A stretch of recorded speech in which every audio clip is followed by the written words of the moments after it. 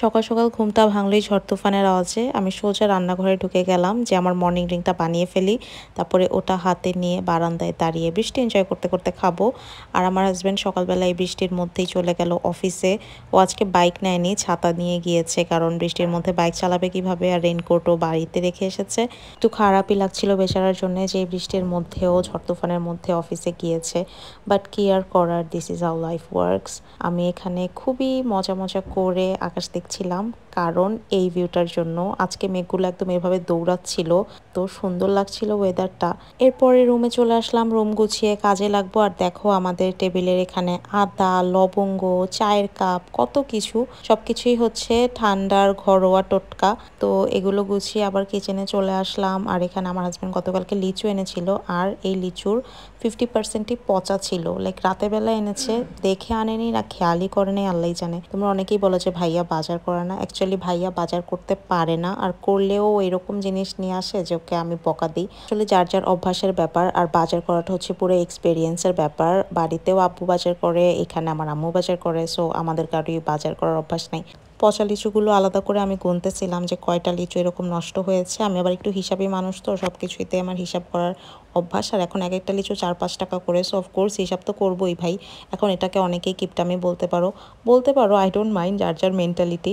কিন্তু আমার কাছে এটা মিতব্যয়িতা অ্যান্ড হিসাব রাখা, যেটা সবারই করা উচিত। আসলে রিজিকে না থাকলে কিছুই করার নাই। আর নিজের রিজিক যখন বাড়াতে চাও তখন হিসাব করেই চলতে হবে। যদি হিসাব করে না চলো তাহলে তোমার রিজিক অনেক আগেই চলে যাবে, শেষ হয়ে যাবে। বসে একটা টু ডু লিস্ট বানিয়ে এখন কিছুক্ষণ বই পড়বো। আর টু ডু লিস্ট কী বা বানিয়েছি, আজকে কোনো কাজই হয় নাই। দুপুর 2টা থেকে বাসায় ইলেকট্রিসিটি নাই, যার কারণে এখন পানিও নাই। আর আমি যখন ফোনে ভয়েস দিচ্ছি এখনও ইলেকট্রিসিটি আসে নাই, আমার ফোনের চার্জও নাই।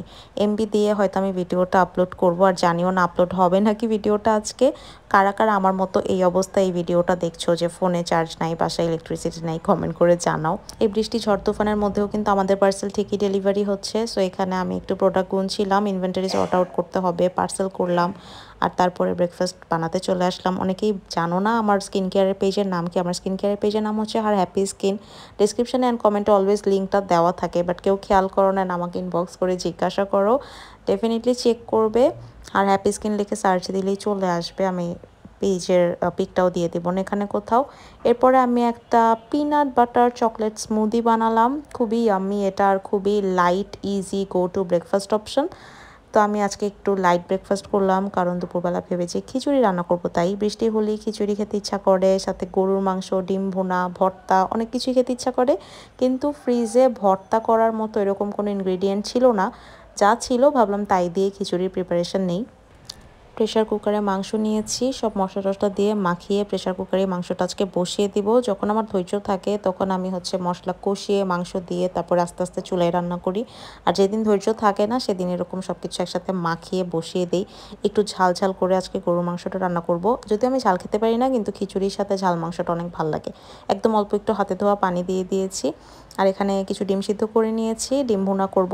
জমে যেত যদি আমার বাসায় বেগুন থাকতো, বড় গোল বেগুনগুলো চাক ভাজি করতাম, শুকনা মরিচের একটা ভর্তা বানাতাম, তাহলে আরও জমে যেত খিচুড়িটা। কিন্তু ফ্রিজে কিছু নেই, আর বাইরের এমন অবস্থা যে বাজার থেকে এখন কিছু আনাও সম্ভব না। তো ভাবলাম বাসায় যা আছে তাই দিয়ে একটু আয়োজন করি। আলহামদুলিল্লাহ, আল্লাহ আমাদেরকে অনেক ভালো রেখেছেন। এইরকম দুর্যোগের মধ্যেও মাথার উপরে শেল্টার আছে, আর মন চাচ্ছে তো খিচুড়ি রান্না করে খাচ্ছি। এটাই হচ্ছে লাইফের অনেক বড় একটা প্রিভিলেজ, আই থিঙ্ক। এই প্রিভিলেজটা সবার থাকে না। এই দুর্যোগের মধ্যে অনেকেই আছে যাদের মাথার উপরে শেল্টার নাই, কি খাবে ওটারও কোনো ঠিক নাই। সো আমি তাদের জন্য অনেক অনেক দোয়া করছি, অ্যান্ড আই থিঙ্ক আমরা সবাই তাদের জন্য প্রে করি, অ্যান্ড নিজেদের অবস্থায় থেকে শুকরিয়া আদায় করি যে আল্লাহ আমাদেরকে এত ভালো রেখেছে। আসলে এমন সিচুয়েশনে পড়লে আর অন্যদের কথা চিন্তা করলে যারা আমাদের চেয়ে খারাপ আছে, তখন বোঝা যায় যে আসলে আমরা কতটা ব্লেসড।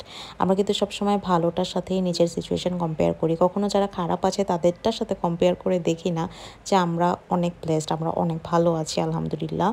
অ্যান্ড আরও ভালো থাকার জন্য আমরা হার্ডওয়ার্ক করতে পারি, বাট যতটুকু আছে এটার জন্য সবসময় শুকরিয়া করতে হবে, অ্যান্ড কখনোই আফসোস করা যাবে না।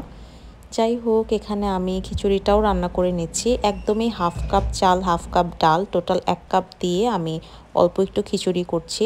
আমার আম্মু আর আমার হাজব্যান্ড কেউই খিচুড়ির ফ্যান না, বাট আমি খেয়েও জাস্ট আম্মু টেস্ট করতে পারবে এমন পরিমাণে আর কি করলাম। আর আমার হাজব্যান্ড আসলে ওকে ভাত রান্না করে দিব, ভাতই খাবে গরম গরম। সব কিছু একসাথে টেবিলে সার্ভ করে দিলাম। এখন আমি মজা মজা করে খাবো। আজকে আমি ক্যান্ডেল লাইট লাঞ্চ করব, কারণ ইলেকট্রিসিটি নাই, সো ক্যান্ডেলস জ্বালিয়েই লাঞ্চ করেছি। এটাকে আর কী বা বলবো, আমি বাট একা একা খাচ্ছি কারণ আম্মু রোজা রেখেছে। তো যাই হোক, আমি এখানে কাপে মেপে আজকে খিচুড়ি নিয়েছি, অলওয়েজ কাপে মেপে ভাত নিই। আর তারপরে আগে সালাডটা খেয়ে নিচ্ছি যাতে কম কম খাই, কারণ খিচুড়ি খাওয়া শুরু করলে আর আমি থামবো না, আমার এইটা দিয়েও হবে না, আবার রিফিল করতে হবে। বাট আজকে ট্রাই করেছি আর কি রিফিল না করার, এতটুকুতেই খেয়ে মন ভরানোর। আমার মতো কারা কারা আজকে বৃষ্টি দেখেই মার কাছে আবদার করেছো খিচুড়ি রান্না করার, বা নিজেই খিচুড়ি রান্না করেছো, কমেন্ট করে জানাও।